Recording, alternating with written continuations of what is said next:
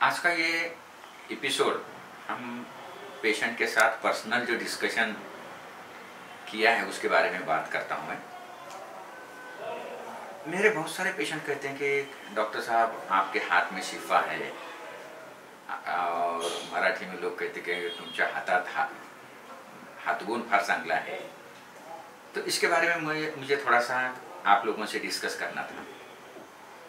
Actually शिफा यानी उस बीमारी से अच्छा होना, ठीक होना डॉक्टर के ट्रीटमेंट के वजह से होता है, या भगवान अल्लाह की देनगी होती है, या साइंस का करामत होती है। इसके ऊपर बहुत सारे लोगों को कन्फ्यूजन होता है। इसके बारे में आज के एपिसोड में मैं कुछ चीज़ें बताया हूँ, और वो पेशेंट के साथ जो डिस्कशन किया है वही डिस्कशन जैसा कि वैसा अनएडिटेड, मतलब जिसमें कुछ काट छाट नहीं करते हो, जैसा कि वैसा दिया है। बेसिकली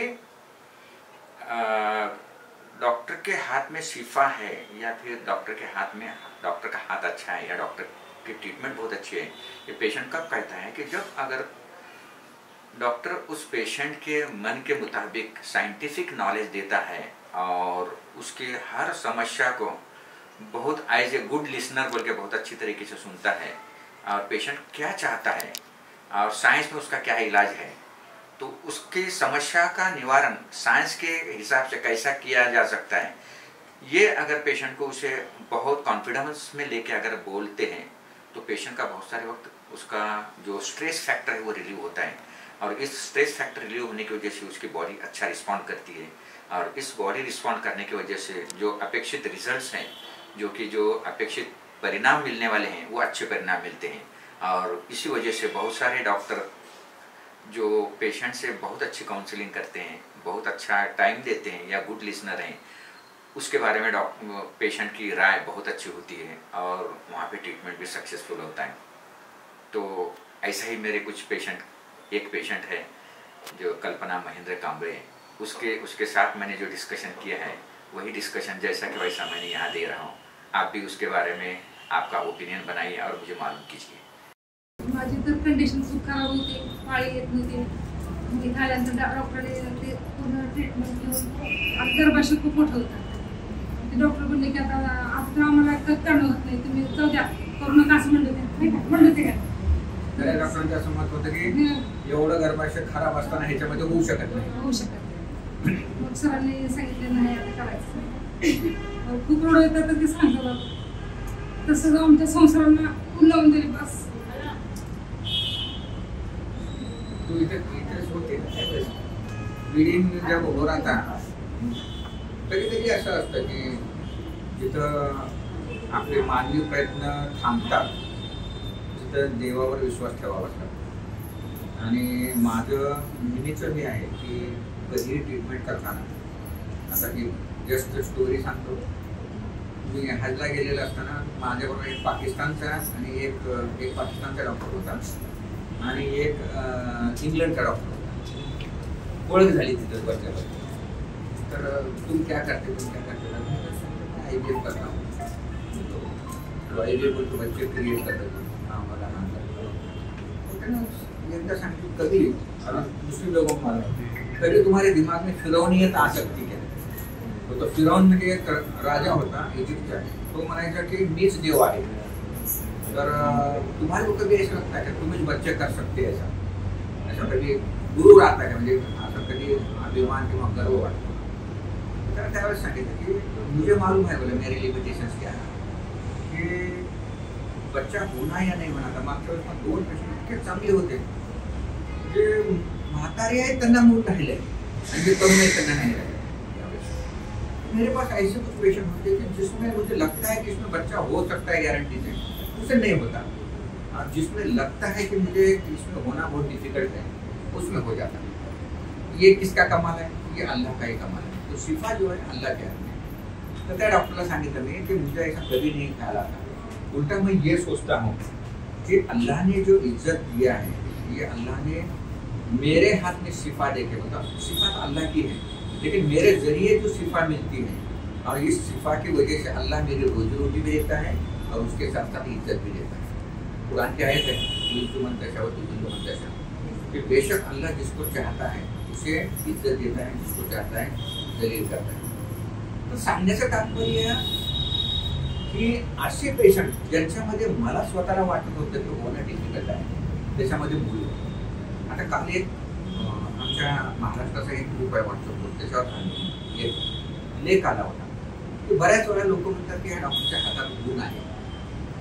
म्हणजे गुण काय असतं, म्हणजे आता डॉक्टर अनालिसिस करतात. गुण म्हणजे काय की ऍक्च्युली लिटरली ज्यावेळेस तुमचा जो ट्रीटिंग डॉक्टर असतो तुमच्या मनासारखा वागतो किंवा तुमच्या भावनांशी एकरूप होतो, की तुमच्या अडीअडचणी समजावून घेतो, त्यावेळेस त्या माणसाच्या त्या पेशंटच्या डोक्यामधून डोपामिन रिलीज होतं, स्ट्रेस फॅक्टर जे असतं, स्ट्रेस फॅक्टर नाहीसा होतो. म्हणजे जो अपना टेंशन है वो टेंशन खत्म होने की वजह से अपनी बॉडी अच्छा रिस्पॉन्ड करते हैं. म्हणून ज्या डॉक्टरबद्दल तुम्हाला आपुलकी वाटते किंवा हा डॉक्टर चांगला आहे असं वाटतो आणि तो डॉक्टर इलाज करू लागलाय, तर त्यावेळेस तुमची बॉडी ही चांगलं रिस्पॉन्ड करते. म्हणजे ऍक्च्युअल त्या डॉक्टरच्या हातात काही नसतं, पण त्या डॉक्टरची वागणूक किंवा ऑनेस्टली किंवा इमानदारीनं करणं किंवा खरं खरं बोलणं या ह्याच्याने पेशंटचा विश्वास संपादन होतो. आणि विश्वास संपादन झाल्यानंतर तुमची बॉडी त्या पद्धतीने रिॲक्ट करते. त्या पद्धतीने रिॲक्ट केल्यामुळं मग त्याचा गुण येतो. आलं लक्षात. म्हणजे कालच्या डॉक्टरांच्या त्या अनालिसिसवरून ते काल जे आलं ते एक सांगतो. म्हणजे आता प्रत्येक धर्मात वेगळं आहे. कोण अल्लाह बोलता, कोण भगवान बोलता, कोण क्या बोलता. लेकिन finally we are human beings. हम इंसान हैं और एक इंसान ने दूसरे इंसान के साथ अच्छा रहना चाहिए. और दूसरी बात, एक इंसान का खुद दर्द दूसरे इंसान ने देखना चाहिए और उसके हिसाब से उसके साथ बिहेव करना चाहिए. कि एक एतेकाफ के बारे में भी एक हदीस थी, उसमें ऐसा है कि पैगंबर के ज़माने के बाद एक आदमी एतेकाफ म्हणजे तुम्हाला सांगतो की देवाची पूजा करत बसलेला असताना 10 दिवस बाहेर जायचं नसतं मस्जिदच्या बाहेर. एक त्याच्यातनं निघून बाहेर जातो.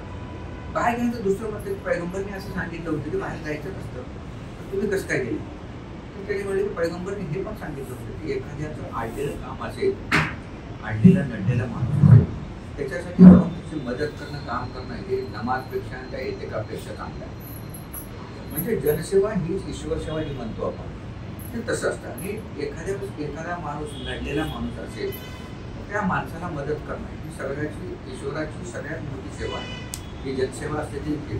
म्हणून मला बऱ्याच वेळा असं वाटतं की काही काही पेशंट माझे जे मला स्वतःला वाटतं की याच्यामध्ये भूल होण्यासारखं नाही, पण मी कधी सुरुवातीला मी म्हणत होतो की होण्यासारखं नाही, पण मी असे इतके चमत्कार बघितले जे इम्पॉसिबल आहे त्याचा होऊ शकतो. आज यही बात है कि कुल फयकुन जो बोलते हैं, अल्लाह का मामला जो आहे वो कुल फयकुन आहे. म्हणजे देवाचं जे आहे, देवाला अशक्य काही नसतं.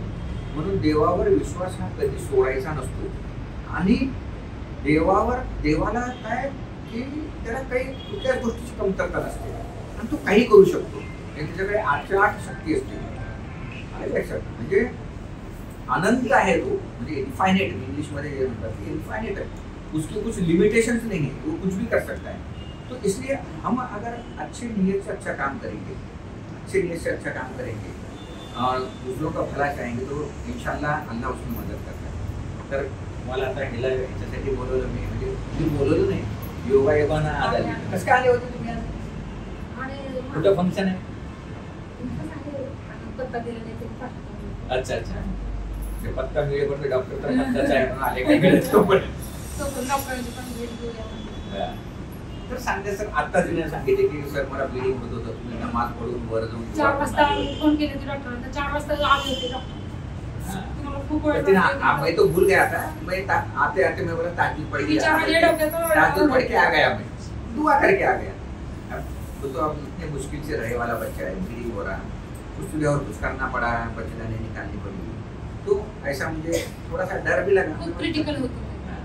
चलो मैं अल्लाह से दुआ करते हैं, दुआ करके नमाज पढ़ के आया था वो.